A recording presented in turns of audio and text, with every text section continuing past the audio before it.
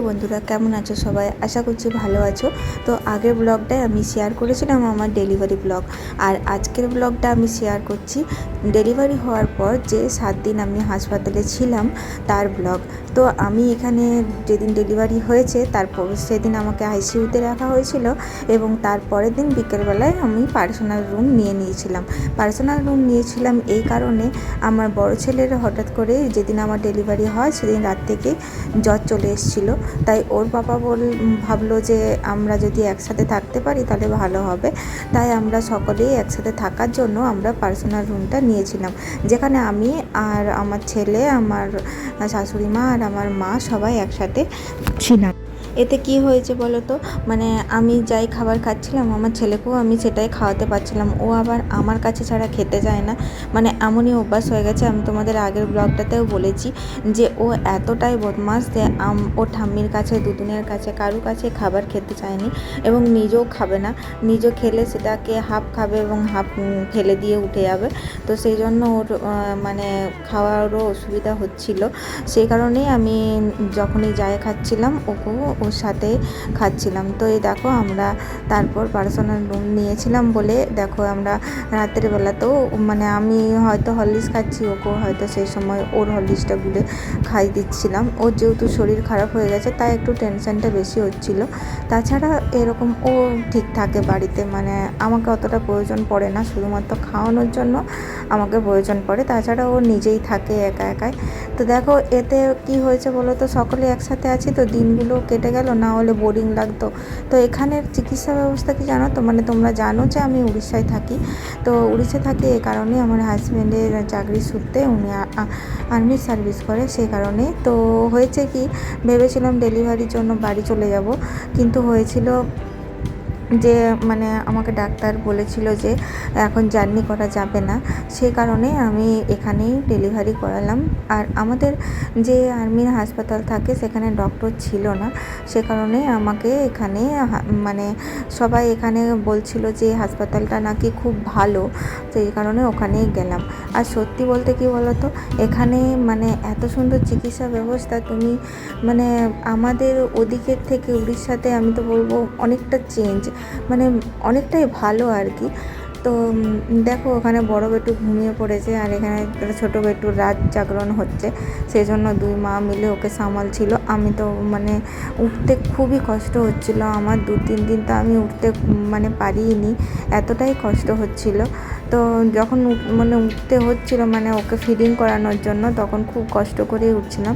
এখানে নার্সরা আমাকে বারবার বলে দিয়েছে যে শুয়ে মানে ফিডিং করাবে না, যখনই ফিডিং করাবে তখনই উঠে বসে পড়ে ফিডিং করাতে। এটা কিন্তু একটা খুব ভালো ইনফরমেশান আমি এখানে পেয়েছি।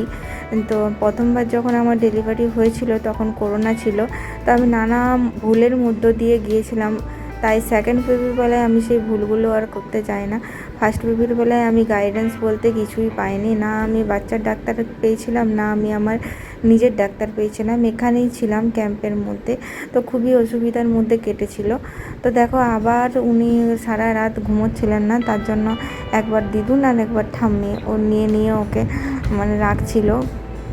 আর আমাকে তো পুরো রেস্টে থাকতে বলেছিল, কেননা আমার মেরুদণ্ডে খুবই ব্যথা হচ্ছিল আর মাথার পেছনে, মানে আমি উঠে বসলেই আমার ব্যথা হচ্ছিল।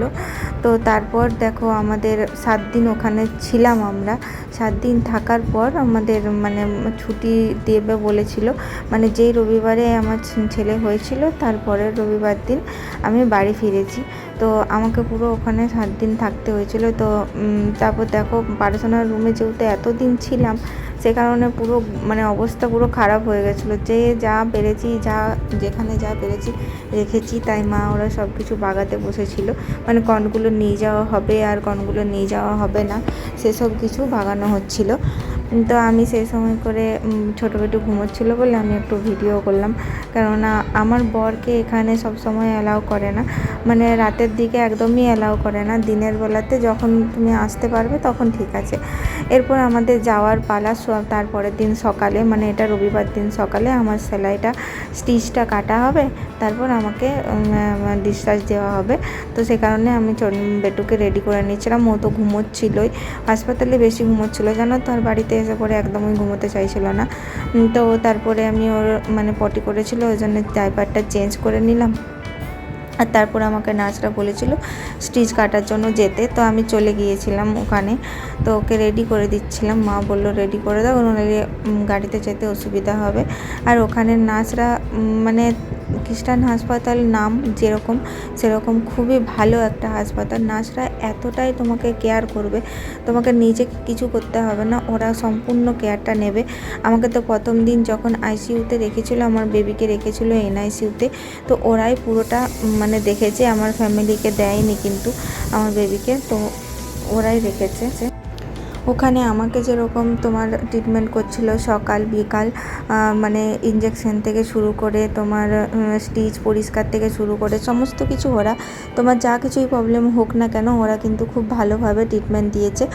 আর আমার বেবিরও তাই, বেবিরও ওখানে শুধুমাত্র প্রেগনেন্সি ওমেনদেরই দেখানো ডাক্তার দেখানো হয় এবং ডেলিভারি করানো হয়। তো ব্যবস্থা আমার খুব ভালো লেগেছে। আর তোমরা হয়তো ভাবছো যে পার্সোনাল রুম নিয়েছি বলে হয়তো চার্জও খুব বেশি, সেরকম কিন্তু কিছু না। আমার ডেলিভারি থেকে পার্সোনাল রুম নেওয়া সব কিছুই কিন্তু খুব কমের মধ্যেই হয়েছে।